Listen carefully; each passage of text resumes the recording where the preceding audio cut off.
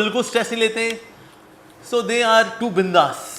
पढ़ना लिखना छोड़ पढ़ाई, नकल पे रख आस, सो जा बेटा ओढ़ रजाई, रब करेगा पास।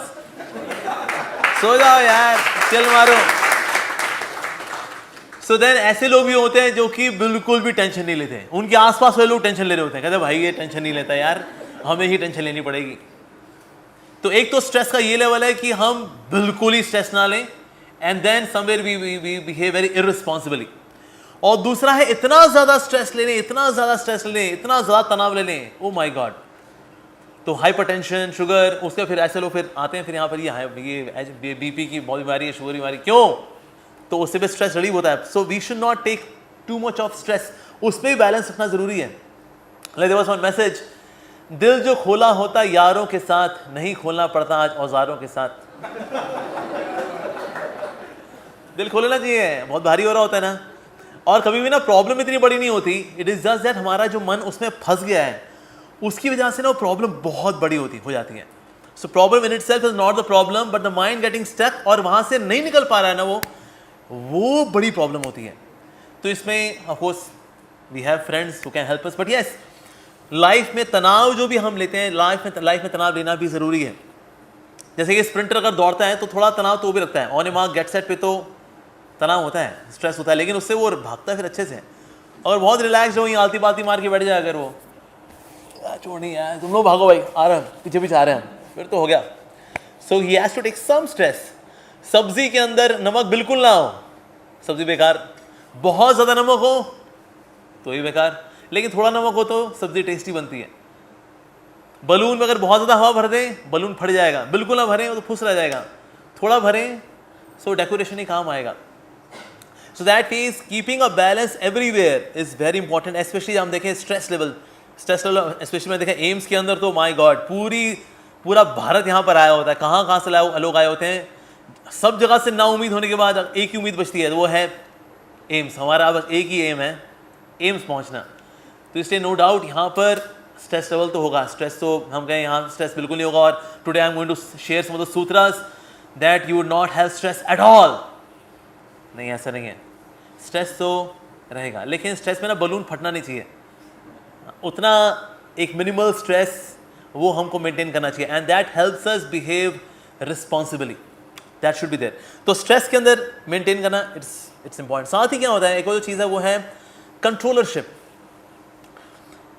कभी कभी जब कोई जिम्मेदारी दी जाती है तो उसमें सेंस ऑफ रिस्पॉन्सिबिलिटी को रखना ये भी ज़रूरी है, और सेंस ऑफ रिस्पॉन्सिबिलिटी के साथ साथ कहीं ना कहीं ये भी समझना कुछ चीज़ें हमारे कंट्रोल के परे ही रहेंगी, इस बात को भी स्वीकार करना ज़रूरी है। Like there was one person, he went to one sadhu ने नहीं, not one sadhu, there were 6 sadhus. ये लोग हर शाम को चटाई लगाते थे कि लोग आएंगे हमसे समस्या को शेयर करेंगे और फिर हम समस्या का समाधान देंगे। तो ये 6 साधु आएंगे, चटाई बिछाएंगे, and then people would come and ask their questions and problems and ambiguities. तो एक व्यक्ति आया, उसने बोला, oh you 6 great sages, please tell me how to control my wife. तो 6 संतों ने एक दूसरे को देखा, कहा साथ ही चटाई लगाओ। तो कुछ चीजें हम कंट्रोल नहीं कर सकते, trying to control husband, wife, children, सब चीजें हमारे कंट्रोल में नहीं है। We had this covid care centre, भगवान की दया से हमने करीब 11,000 लोगों का इलाज किया कोविड के समय में, और इसमें एक भी कैजुअलिटी नहीं हुई, not even a single casualty.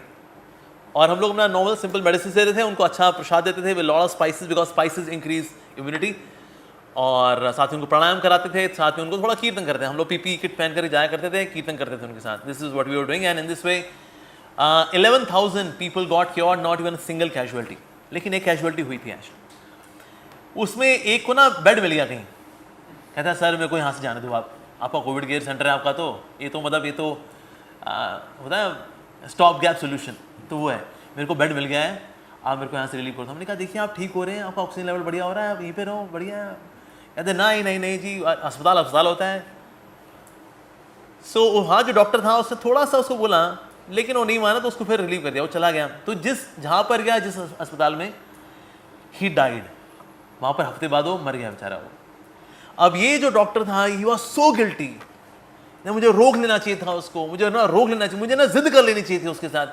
हमने कहा अरे नहीं, अब आपने रोकने का प्रयास किया, उसका मन आ गया था कि मुझे बेड मिल गया है एक हॉस्पिटल में, मेरे को जाने दो, तो क्या कर सकते हैं। नहीं, मुझे ना उस वक्त ना मुझे अपना वीटो पावर का इस्तेमाल कर लेना चाहिए था, मुझे I should have used my veto power. अब ये सोच के ही वाज सो डिस्ट्रैक्टेड कि कोविड का जो आखिरी फेज था, फेज 3 वाज क्वाइट लाइट, वो ना उस पर फोकस ही नहीं कर पाया। Finally we had to give him break. मैंने कहा तू 15 दिन के लिए जा, यू टेक अ ब्रेक। अब यहाँ पर ही was not able to balance out कि ना हमारे वश में कुछ चीज़ें हैं और कुछ चीज़ें हमारे वश में नहीं है। You are doing best of the treatment, you are giving spiritual touch also, और इस बार 11,000 लोग 100% एक्यूरेसी के साथ क्योर हो तो क्या अच्छा तो हो गया। एक व्यक्ति जो था वो हमारे यहाँ, उसने शरीर नहीं छोड़ा, किसी और जगह छोड़ा, वो भी उसने जिद पकड़ ली थी कि मेरे को जाना ही है। तुम क्या कर सकते हैं इसके अंदर। सो इसलिए जो कंट्रोलरशिप की जो भावना है ना, ये this really makes people crazy. आप सबने सुना होगा circle of influence and circle of concern. कुछ चीजें हमारे इन्फ्लुएंस में होती है, कुछ चीजें हमारे इन्फ्लुएंस में नहीं होती, और जो हमारे इन्फ्लुएंस में नहीं होती वो हमारे कंसर्न में आ सकती हैं एट द मैक्स। लेकिन स्ट्रेस या तनाव आने का एक बहुत बड़ा कारण ये भी है कि ना जब हम अपने कंसर्न वाली वस्तुओं को अपने इन्फ्लुएंस की जोन में ड्रैग करके, खींच करके लाना चाहते हैं, उससे स्ट्रेस आता है, तनाव आता है, गुस्सा आता है। तो इसलिए कहीं ना कहीं ये कंट्रोलरशिप की जो भावना है, इसको भी कंट्रोल करना, इसको बैलेंस आउट करना बहुत जरूरी है। एक्सपेक्टेशंस को जो कि कंट्रोलरशिप से जुड़ी हुई हैं, इनको भी बैलेंस आउट करना बहुत जरूरी है। Sometimes we have unrealistic expectations, और उसकी वजह से भी लाइफ में बैलेंस नहीं होता, because you have such expectations. और एक्सपेक्टेशन का कारण क्या है? Because we do not discuss, we do not see the psychophysical nature of the other person, and we have such unrealistic expectation with the other person. एक पिताजी थे, अपने बच्चे को मारे थे, वो मार रहे, माँ ने बोला क्यों मार रहे हो उसको, छोड़ दो उसको। नहीं, अच्छा क्यों मार रहे हो उसको? कहता है इसका अगले हफ्ते रिजल्ट आना है, इसका इसे पीट रहा हूँ इसको आज मैं। तो रिजल्ट तो अगले हफ्ते आना है ना, तो आज क्यों पीट रहे हो इसको? तो पिताजी ने बोला मुझको पता है इसने फेल होना है और अगले हफ्ते मैं हूँ नहीं, तो इसको मैं आज ही ढूंढ रहा हूं। So he has got this expectation कि ना ये बच्चा डफर था और ये डफर ही रहेगा। एक पिता ने बोला अपने बेटे को, बेटा तू पास हुआ कि फेल? कहता है डैड वो जो डॉक्टर अंकल है ना, उनका बेटा तो फेल ही हो गया। क्या तू अपना बता, तेरा क्या हुआ? कहता उसने बोला पापा वो जो इंजीनियर अंकल नहीं है, उनका बेटा तो फेल ही हो गया। तो तेरा क्या हुआ? और पापा वो जो आर्किटेक्ट अंकल नहीं है, उनका बेटा ही फेल हो गया। तो पिताजी ने कहा तू अपना बता, तू पास की फेल? तो बेटे ने कहा पिताजी अगर इंजीनियर अंकल का बेटा फेल हो गया, अगर डॉक्टर अंकल का बेटा फेल हो गया, आर्किटेक्ट अंकल का बेटा फेल हो गया, आप एल्बर्ट आइंस्टीन हो कि आपका बेटा पास हो जाएगा? पर एक्सपेक्टेशन यही है। कई माता पिता बोलते हैं ऐसे बच्चों को ना, हम भी तेरे को सेम चक्की का आटा खिला रहे हैं तो तेरे से क्यों नहीं हो सकता? अच्छा भाई, ये मतलब आटे के अंदर सारी बुद्धि घुसी हुई क्या? सारी इंटेलिजेंसिया का वहीं पर पड़ी हुई है आटे के अंदर? Absolutely not. तो कहीं ना कहीं हमारी जो एक्सपेक्टेशंस जब रियलिस्टिक नहीं होती, then we feel frustrated.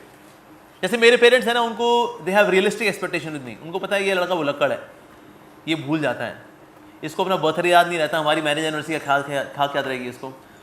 So my parents on their marriage anniversary they send me message, कहते बेटा today is marriage anniversary of your parents, if you like you can wish अस।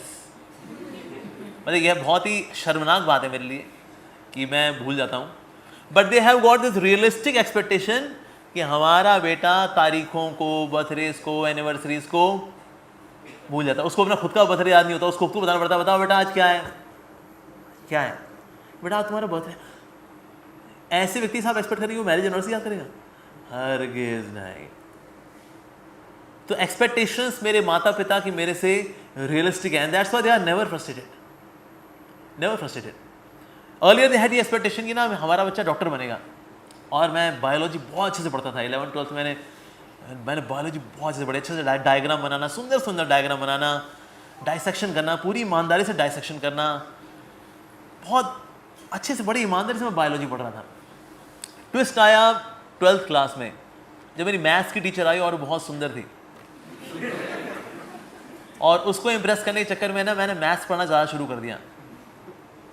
अब जो व्यक्ति मैथ्स ज़्यादा पढ़ेगा और बायोलॉजी कम पढ़ेगा तो एंट्रेंस एग्जाम में कहाँ नीट क्लियर करेगा वो नीटली बिल्कुल नहीं क्लियर करने वाला नीट। तो मेरा इंजीनियरिंग में सब जगह हो गया, साउथ में भी हो गया, कुरुक्षेत्र यूनिवर्सिटी, पंजाब यूनिवर्सिटी, सब जगह हो गया, दिल्ली में सब जगह पर हो गया। मेडिकल में हुआ तमिलनाडु के किसी मेडिकल इंस्टीट्यूट में। मैंने कहा बेटा तुमको अंडमान निकोबार तो भेजेंगे नहीं मेडिकल के लिए, अब देखो अभी बीटेक तुम्हें जहाँ से करनी करो। लेकिन उन्होंने कभी नहीं बोला बेटा तेरे को तो हमने बोला था ना डॉक्टर बनेगा, तू डॉक्टर बनने के लिए बोला था ना, तूने हमारी एक्सपेक्टेशंस इस तरह से फ्रस्ट्रेट की हैं तूने, नालायक। नो, देवर ओके ठीक है बेटा चल इंजीनियर ही बन जा। फिर हम इंजीनियर बन गए, इंजीनियर बनने के बाद फिर हम ब्रह्मचारी बन गए, अपना करियर बर्बाद कर लिया, VRS लिया, सारे पैसे माता पिता को दिए, पूरा करियर चौपट।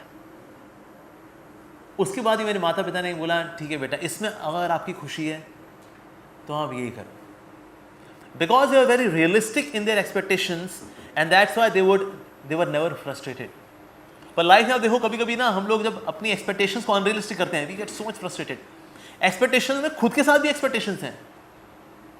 When we do not have realistic expectations with our own selves, we are super frustrated. जैसे मेरे को क्लियर था, मैंने कहा IIT तो अपने से क्लियर होना नहीं है। वो जो भगवान जिनके ना 10 ग्राम एक्स्ट्रा डालते हैं वो लोग IIT क्लियर करते हैं, वो अपने का नहीं है।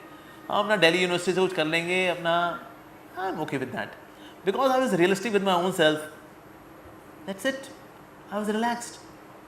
और जब हम अपने आप से रियलिस्टिक नहीं होते हम खुद को माफ़ नहीं कर पाते।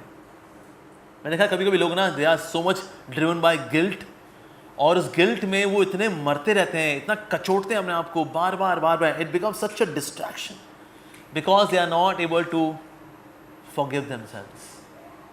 हमें खुद को भी माफ़ करना सीखना चाहिए। To err is human and to forgive is divine.